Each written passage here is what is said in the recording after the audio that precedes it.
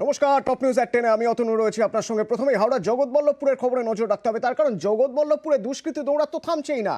একের পর এক চুরি, যে চুরিতে এবার অতিষ্ঠ মানুষ ভয় পাচ্ছেন, বাড়ি ঘর রেখে তালা দিয়ে কোথাও বেরোতেও ভয় পাচ্ছেন। রাস্তায় যে বেরোবেন জগিং করতে বা বাজারে যাবেন, ঘড়ি থেকে শুরু করে গয়না সেসব খুলে বাড়িতে রেখে বেরোতে হচ্ছে ভয়ে। ছিনতাই, চুরি, এমনকি সরকারি জিনিসও চুরি হচ্ছে। এবার গতকাল রাতের খবর যদি বলা যায়, গতকাল রাতে কালীতলা বাজারে দোকানের দরজা ভেঙে লুটপাট। পুলিশ কি করছে?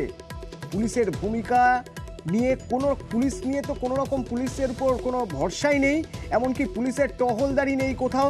রীতিমতো ক্ষোভ বাড়ছে জগৎবল্লভপুরের মানুষের। দেবাশিস প্রতিনিধি আমার সঙ্গে রয়েছেন। দেবাশিস, যদি হিসেব করে দেখা যায় গত 3 মাস ধরে আমরা যে খবর পাচ্ছি, এখনো পর্যন্ত জগৎবল্লভপুরে মোট কটা চুরি বা ছিনতাই বা ডাকাতির খবর মিলল?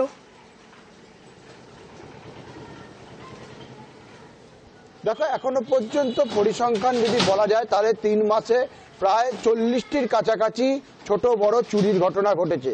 তার মধ্যে বড় বড় চুরির ঘটনা ঘটেছে, মিড ডে মিলের চাল চুরির ঘটনা ঘটেছে, এরকম তো ঘটনা ঘটেছেই। এমনকি 4 থেকে 5টা সেখানে ছিনতাইয়ের ঘটনা ঘটেছে।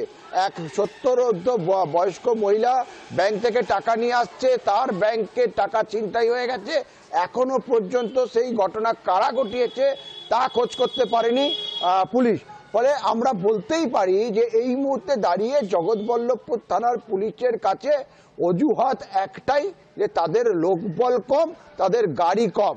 আর আজকে সকালে কালীতলা বাজারে যখন এক ব্যবসায়ী দোকান খুলতে এসে দেখলেন তার দোকানের দরজা ভাঙা, সর্বস্ব ভিতরে যেটুকু ছিল সেটুকু লুট করে নিয়েছে। যেটুকু রাত্রিবেলা বাড়ি নিয়ে যেতে পেরেছে হয়তো তার সেটুকু বেঁচেছে।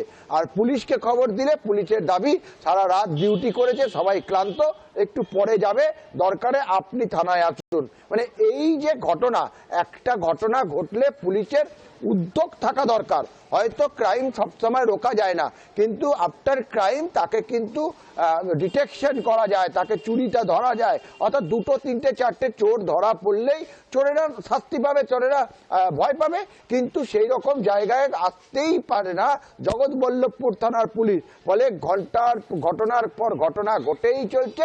লাস্ট 3 দিন সরকারি প্রকল্পের 10 লক্ষ টাকা, একটি বড় স্যানিটারি শোরুমের 3 লক্ষ টাকার পাইপ, এবং আবার সেই আজকে রাতে, আমি কালকেই লাইভে বলছিলাম যে হয়তো সকাল হলেই আরো একবার খবর করতে হবে জগৎবল্লভপুর থানায় চুরির ঘটনা ঘটছে, আর ঠিক সেই ঘটনাটাই ঘটলো।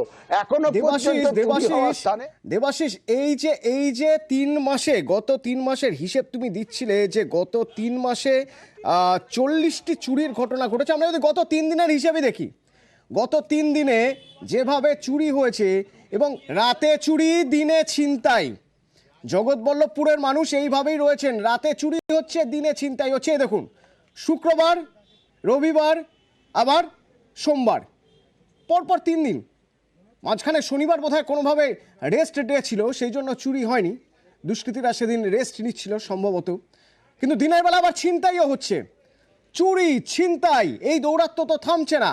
পুলিশ রাতে ডিউটি করছিল, তাই সকালে তাদের পক্ষে যাওয়া সম্ভব নয়। এটা হলো পুলিশের সাফাই। যদিও রাতের ডিউটি যে কি ডিউটি তার নমুনা আমরা দেখাচ্ছি। শুক্রবার, রবিবার আর সোমবার রাতের চুরির ঘটনা। সব চুরি ঠেকানো সম্ভব নয়, অন্তত 1টা 2টো তো থাকাক, 2-1টার তো কিনারা হোক, তাহলে তো মানুষের মধ্যে একটা কনফিডেন্স আছে না। এখনো পর্যন্ত এক অবস্থা, 3 মাস ধরে এই অবস্থা। দেবাশিস, 3 মাস ধরে এই অবস্থা। তাহলে পুলিশের ভূমিকা নিয়ে ক্ষোভ তো হবেই স্বাভাবিক, কিন্তু পুলিশের সাফাই কি?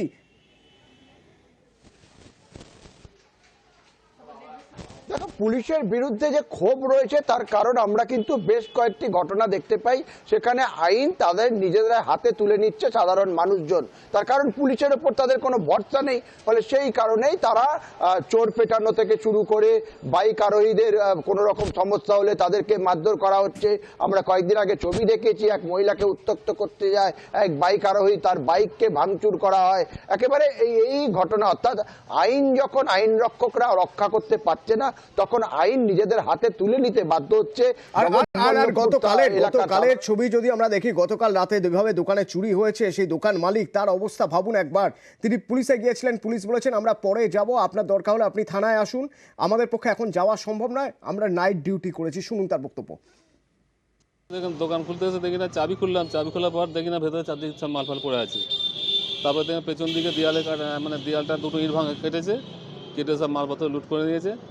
আর কিছু আমার ক্যাশ ছিল, রেজগি আর টাকা, প্রায় সব মিলিয়ে 8-10 হাজার টাকা মাল চুরি গেছে। কী আর চাইবো, যাতে না পরবর্তীকালে হয় সেটাই। দেখুন, দোকান খুলতে এসে দেখি না চাবি খুললাম, চাবি খোলার পর দেখি না ভেতরে চারদিকে সব মালফাল পড়ে আছে।